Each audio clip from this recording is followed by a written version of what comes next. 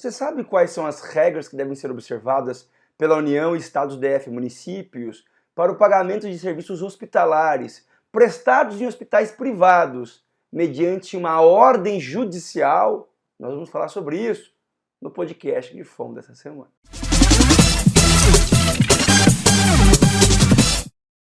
Imagine a seguinte situação hipotética: um paciente com uma doença gravíssima obtém uma ordem judicial para ser internado em um hospital e realizar o tratamento que ele necessita, porque está em jogo a atenção e o atendimento do direito fundamental à saúde.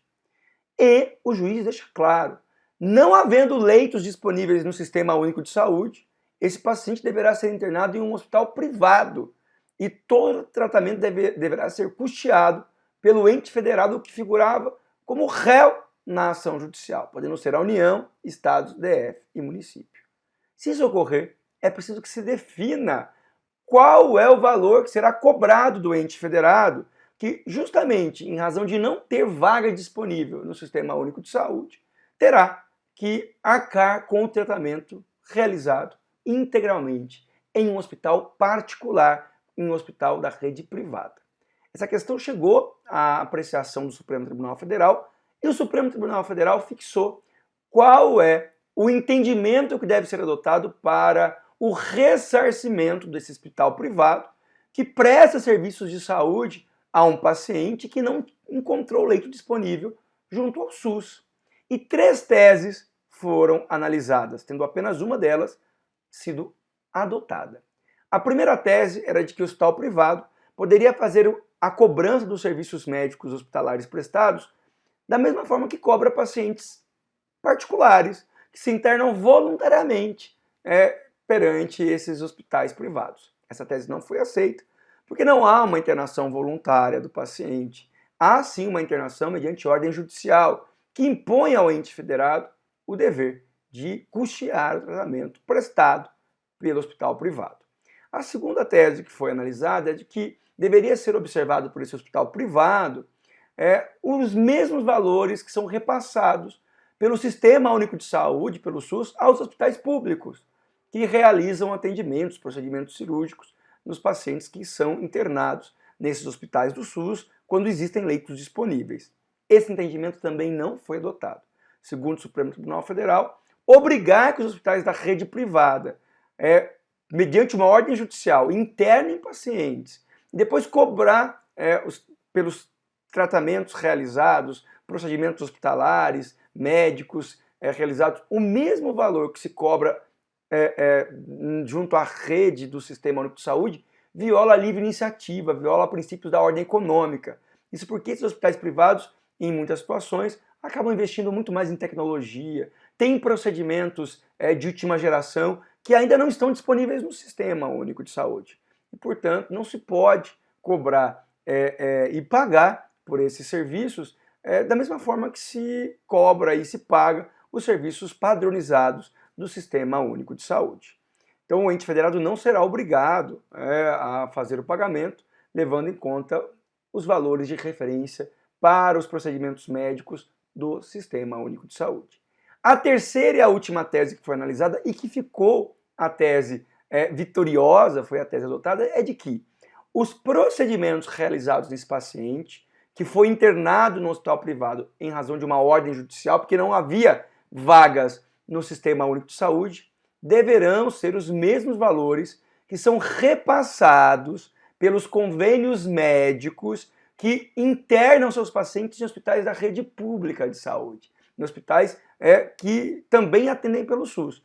Muitos hospitais da rede pública, porque tem uma grande estrutura, acabam aceitando pacientes. E esses pacientes, quando são internados na ala do convênio, terão os tratamentos médicos suportados, custeados pelas operadoras de plano de saúde.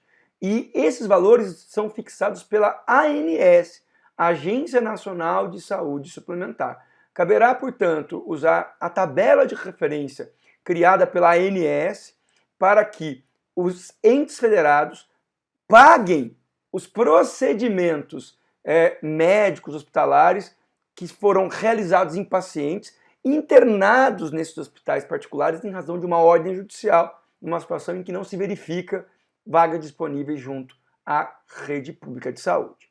Então ficou claro, ficou sedimentado e hoje é adotado isso largamente, de que, diante de uma decisão judicial em que um paciente obtém o direito de ser internado junto a um hospital da rede privada para fazer um tratamento de saúde, porque não havia vaga disponível no Sistema Único de Saúde, o ente federado que foi condenado a fazer essa internação deverá ressarcir as despesas médicas realizadas por esse hospital privado, levando em conta os valores que são fixados pela ANS, e são os mesmos valores que as operadoras de convênio médico repassam aos hospitais públicos quando os pacientes conveniados, quando os pacientes que têm convênio médico acabam usando as instalações dos hospitais públicos.